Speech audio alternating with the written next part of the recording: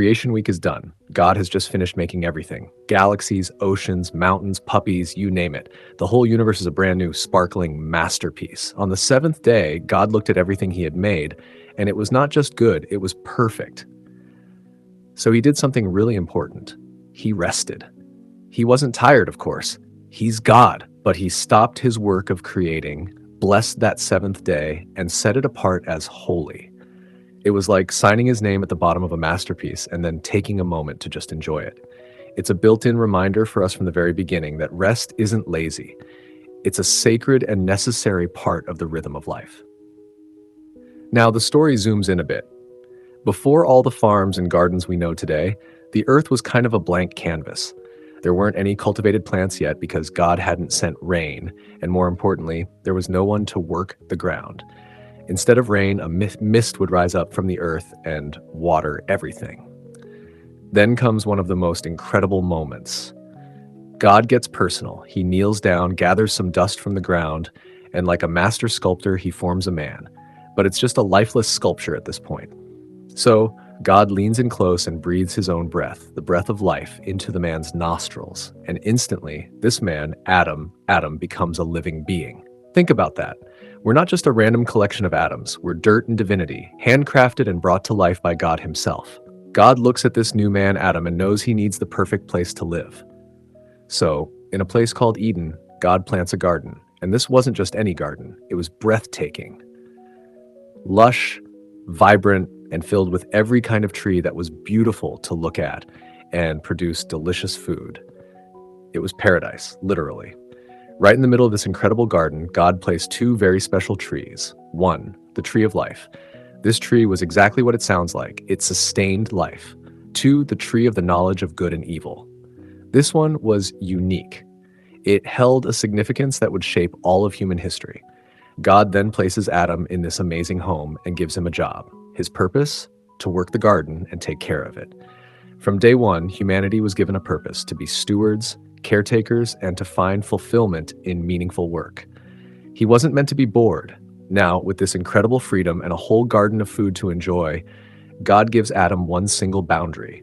He says, Adam, you can eat from any tree in this entire garden. Have at it. It's all yours. Talk about freedom. But then he points to that one special tree. Just one thing. You must not eat from the tree of the knowledge of good and evil. The day you eat from it, you will surely die. This wasn't God being a killjoy. It was an invitation to trust. It was a single, clear boundary that allowed Adam to choose to love and obey God freely. As time goes on, God observes something. He looks at Adam in this perfect paradise and says, "It is not good for the man to be alone." This is the first time in the entire creation story that God declares something not good. It's a profound statement about how we're wired. We are created for relationship, for connection. So God decides to make a helper who is just right for Adam. But first, he does something fascinating. He brings all the animals, every bird, every land creature he had made, to Adam. And Adam's job is to name them all. Can you imagine? What a fun and huge task. You look like a giraffe. And you, with the funny beak, you're a platypus. What even are you? Adam names them all, showing his intelligence and authority. But after the entire parade of animals is done, the Bible makes a point to say that for Adam, no suitable helper was found. The dog was a great companion, but it wasn't the same. The loneliness remained. So God puts plan A into motion. He causes Adam to fall into a deep, deep sleep. You could call God the world's first anesthesiologist. While Adam is out cold, God takes one of his ribs and then closes the flesh back up. And from that very rib, he doesn't just form, he builds a woman. This is so significant. She wasn't made from the dust like a separate creation, nor from his head to rule over him, nor from his feet to be walked on. She was made from his side, to be side by side with him, a partner, an equal. Then God brings her to the man.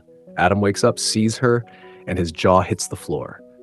The first words out of his mouth are basically the world's first love song or poem. "This is it," he exclaims. "Bone of my bone and flesh of my flesh, she will be called woman because she was taken out of man." He instantly recognizes her as his perfect counterpart. He doesn't just see another creature, he sees himself in her. He sees his completion. The chapter ends with this beautiful, simple statement that sets the foundation for marriage. That is why a man leaves his father and mother and is united to his wife, and they become one flesh. This deep, unbreakable bond started right here.